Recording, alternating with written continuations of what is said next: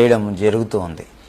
అట్లాంటి పరిస్థితుల్లో ఈరోజు వారి కరపత్రికలో వాళ్ళు హిందూ ధర్మాన్ని నమ్ముకుందామా, మతాన్ని అమ్ముకుందామా అన్న శీర్షిక కింద వాళ్ళు అచ్చువేసినటువంటి కరపత్రిక మనము సత్యాసత్యాలను మాట్లాడడానికి అవకాశాన్ని ఇచ్చింది. కాబట్టి ముందుగా హిందూ ధర్మ జాగరణ సమితి వారికి నేను హృదయపూర్వకంగా వాళ్ళకి ధన్యవాదాలు తెలియజేసుకుంటున్నారు. ఒకవేళ వాళ్ళు వీక్షిస్తూ ఉంటే ఆ సోదరులకు, స్నేహితులకు నా ధన్యవాదాలు తెలియజేసుకుంటున్నాను. రెండవది, ఇలాంటివి ఒక చర్చా కార్యక్రమంగా పెట్టుకొని మీ అభ్యంతరాలను మీరు తప్పకుండా చెప్పొచ్చు. మా అభ్యంతరాలు కూడా మాకున్నాయి, మేము అడగచ్చు. ఇట్లాంటి కరపత్రికలు మేము వేయలా. ఎప్పుడు క్రైస్తవ లోకం నాకు తెలిసి ఇలాంటి కరపత్రికలు వేయలా. ఎవరైనా వేసి ఉంటే అది వ్యక్తిగతంగా వేసి ఉంటారు. ఒక సంఘం కిందనో ఒక సంస్థ కిందనో వేసినటువంటి దాఖలాలు నాకైతే తెలియదు. అయినా కూడా కేవలం యేసుక్రీస్తు వారి సువార్త గురించినటువంటి విషయాలు రాసి కరపత్రికలు పంచితే దాడులు చేసి, విమర్శలు చేసి, రోడ్లకి ఇచ్చి, కోర్టులకి ఇచ్చి, పోలీస్ స్టేషన్లకి ఇచ్చి, కేసులు పెట్టి నానా హింసలు పెడుతున్నాను, నానా రగడ చేస్తున్నారు. మరి అలాంటి మీరు కూడా మీ పత్రికలో కేవలం మీ ధర్మం గురించో, మీ విశ్వాసం గురించో, మీ మతం గురించో రాసుకోకుండా క్రైస్తవ మతం గురించి ఎక్కువ, అక్కడక్కడ ఇస్లాం మతం గురించి ఎందుకు విమర్శించారు? మీరు విమర్శించారు అంటే మేము కూడా మీ విమర్శకు జవాబు చెప్పాలి, నెంబర్ 1. నెంబర్ 2, మేము కూడా ఇప్పుడు మీ మతాన్ని, అందులో ఉన్నటువంటి విషయాలను విమర్శించడానికి మాకు మీరు అవకాశం ఇచ్చిన వాళ్ళు అయ్యారు. కాబట్టి ఇది ఒక మంచి వాతావరణమే. అయితే విమర్శ చేసుకునేటప్పుడు సద్విమర్శ అయి ఉండాలి, అది నిర్మాణాత్మకమైన విమర్శ అయి ఉండాలి. అది వ్యక్తుల మీద చేసే దాడి కాకుండా, మతాల మీద, విశ్వాసాల మీద చేసే దాడి కాకుండా, అది సత్యాసత్యాలను నిగ్గు తేల్చేదిగా, నిష్పక్షపాతంగా చర్చించేదిగా, మాట్లాడేదిగా, ధైర్యంగా మాట్లాడేదిగా ఉండాలి.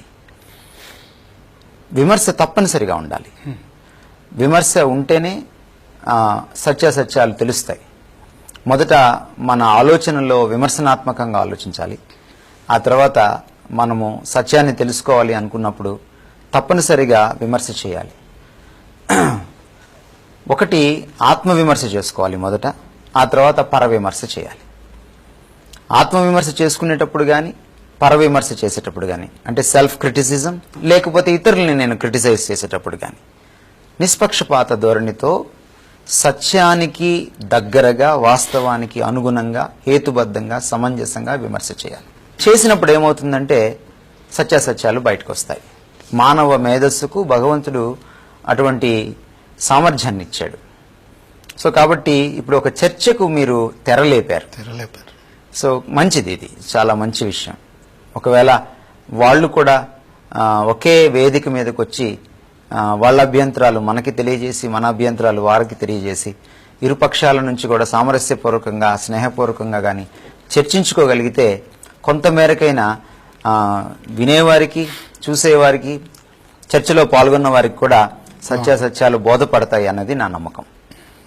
అంతే తప్ప ఇలాగా ఏకపక్షంగా విమర్శ చేయకూడదు. చేశారు కాబట్టి జవాబు చెప్పేటువంటి హక్కు, బాధ్యత మా పైన ఉంది. కనుక ఈ కార్యక్రమం ఇలా చేపట్టడం కూడా ఒక రకంగా రక్షణ టీవీ వారిని, మిమ్మల్ని, యాజమాన్యాన్ని నేను అభినందించాలి.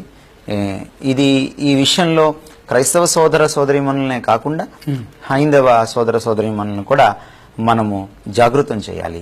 ఇది హిందూ జాగరణం చేస్తున్నారు, లేకపోతే ధర్మ జాగరణం చేస్తున్నారు అంటే జాగృతం చేస్తున్నారు, మంచిదే. కానీ మన అభిమతం ఏంటంటే క్రైస్తవ ధర్మ జాగరణం కాదు, సత్య జాగరణం మనది, సత్య ధర్మ జాగరణం.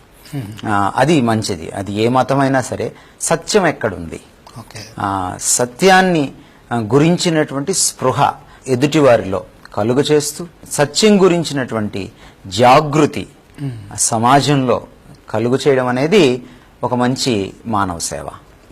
సో కాబట్టి అందరం కూడా సత్యాన్ని తెలుసుకోవాలి, సత్యాన్ని ప్రకటించాలి, సత్యాన్ని ధైర్యంగా ప్రకటించాలి, సత్యాన్ని నిర్మోహమాటంగా మాట్లాడాలి, సత్యాన్ని విమర్శించి, పరామర్శించి, పరిశోధించి, పరీక్షించి, విశ్లేషించి తెలుసుకోవాలి. కాబట్టి thank you to those friends of Hindu జాగరణ సమితి. ఓకే, ఇక సమయం చాలా తక్కువగా ఉంది, ప్రశ్నలు ఎక్కువగా ఉన్నాయి కాబట్టి ప్రోగ్రాంలకు వెళ్ళిపోదామండి. రైట్. మత ప్రచారం చేయడం తప్ప, మత ప్రచారం చేస్తే మతం మార్చుకుంటే మతాన్ని అమ్ముకున్నట్లే అంటున్నారు, ఇది సరి అయినదేనా అనేది ఒక ప్రశ్న అండి. రైట్. అందులో ప్రధాన అభియోగం అదే, మత ప్రచారం చేస్తున్నారు, మభ్య పెడుతున్నారు, మోసం చేస్తున్నారు, ఇది కరెక్ట్ కాదు, మతాన్ని మార్చుకుంటే అది మతాన్ని నమ్ముకున్నట్టే అని. పరధర్మమేమో ఎండమావి లాంటిదట, మన ధర్మమేమో గంగా నది లాంటిదట, ఇలా మాట్లాడుతూ ఉన్నారు. అయితే మత ప్రచారం తప్పు అనడం తప్పు, అది నేను చెప్పాలనుకుంటున్నాను. ఓకే. భారత రాజ్యాంగం ప్రకారం, భారత రాజ్యాంగము ప్రతి ఒక్కరికి కూడా మతాన్ని ప్రచారం చేసుకునేటువంటి హక్కునిస్తుంది. క్రైస్తవులు ఒక్కలే మత ప్రచారం చేయరు. చాలాసార్లు హైందవ సోదరులు చాలా మీటింగ్స్, మహాసభలు కండక్ట్ చేస్తారు. ఆ మహాసభలు కండక్ట్ చేసినప్పుడు చాలాసార్లు బయటకి బోర్లు పెట్టి మాట్లాడుతూ ఉంటారు.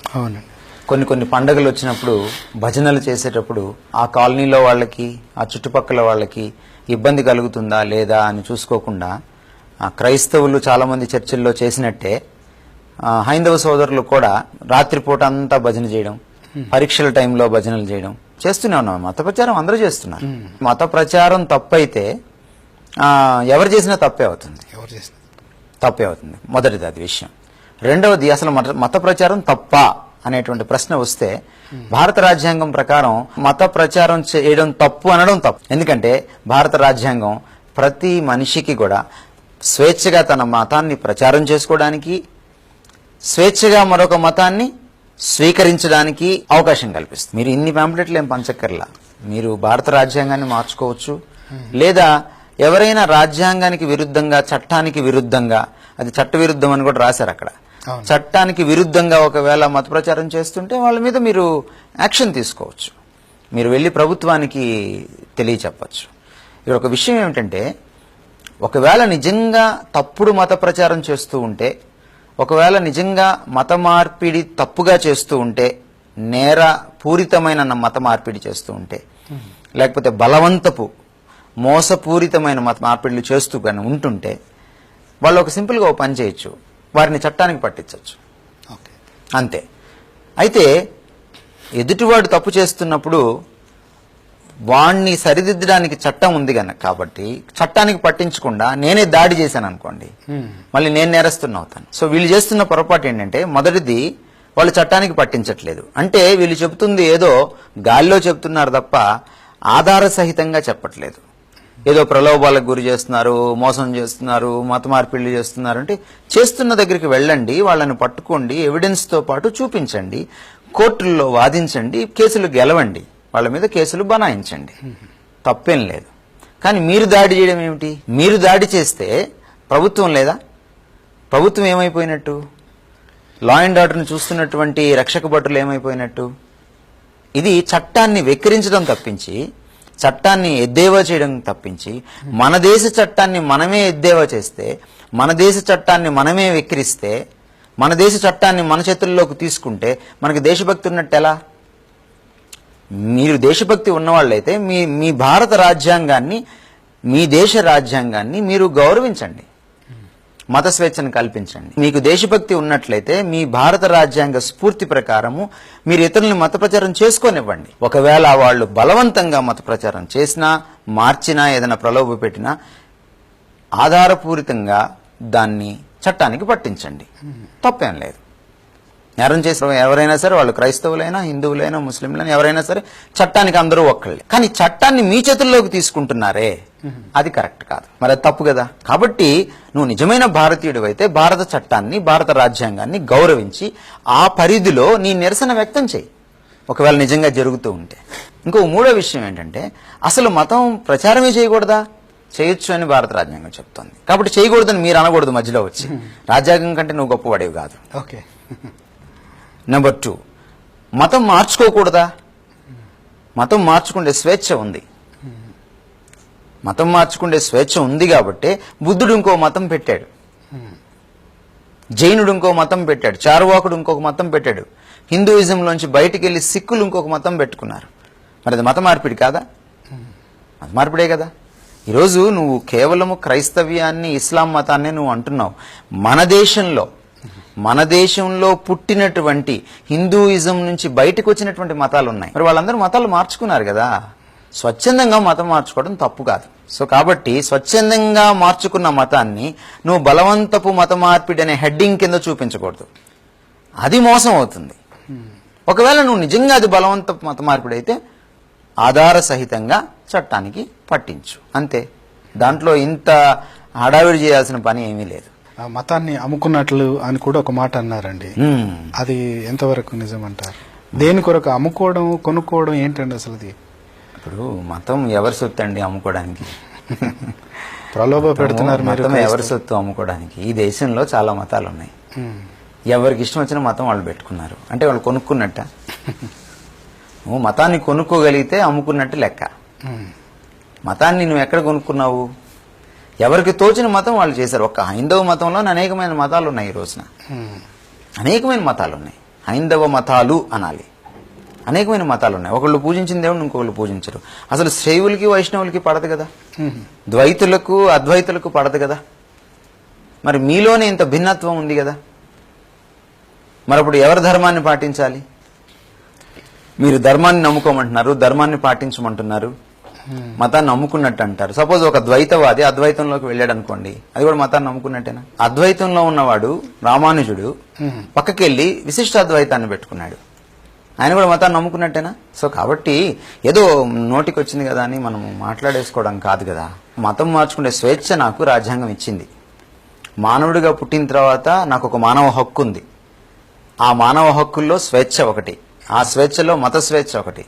కాబట్టి ఈ దేశంలోనే కాదు, ఏ దేశంలోనైనా నేను అనుకున్నప్పుడు నా మతాన్ని మార్చుకోవచ్చు. అలా అనుకున్నప్పుడు నువ్వు సిక్కుల్ని ప్రశ్నించాలి, నువ్వు బౌద్ధుల్ని ప్రశ్నించాలి, నువ్వు జైనుల్ని ప్రశ్నించాలి. నువ్వు చెప్తున్నావు కదా ఇది హిందూ దేశమే, ఆది నుంచి కూడా ఇది హిందూ దేశమే అని నువ్వు చెప్తున్నావు కదా. నిజంగా నువ్వు ఇది ఆది నుంచి హిందూ దేశం అని నువ్వు నమ్మితే మరి బౌద్ధుల్ని ఎందుకు ప్రశ్నించట్లేదు? బౌద్ధ మతానికి సంబంధించినటువంటి పెద్ద ఆయన్ని తీసుకొచ్చి నీ దేశంలో నువ్వు ఆశ్రయం ఇచ్చావు కదా, మరి ఆయన ఎందుకు ప్రశ్నించట్లేదు? ఆయన నీ మతం నుంచి బయటికి వెళ్ళిపోయిన వాళ్లే కదా. ఒక్క క్రైస్తవ్యం మీదే ఎందుకు ఈ వివక్ష? కాబట్టి మతాన్ని మార్చుకునేటువంటి స్వేచ్ఛ ఉండాలి. ఇంకోటి ఏమిటంటే, మతం అనగానే ఏమనుకుంటున్నారంటే వీళ్ళంతా నా గుప్పిట్లో ఉండాలి, ప్రజలంతా మతం చెప్పినట్టు వినాలి. అది కరెక్ట్ కాదు. వ్యక్తి స్వాతంత్రాన్ని హరించే మతం ఏం చేసుకోను? వ్యక్తి స్వాతంత్రాన్ని మతం హరించకూడదు. మతము ఒకవేళ ఏదైనా చేయగలిగితే వ్యక్తిలో కొంత పరివర్తన తీసుకురావాలి, వ్యక్తిని సంస్కరించాలి.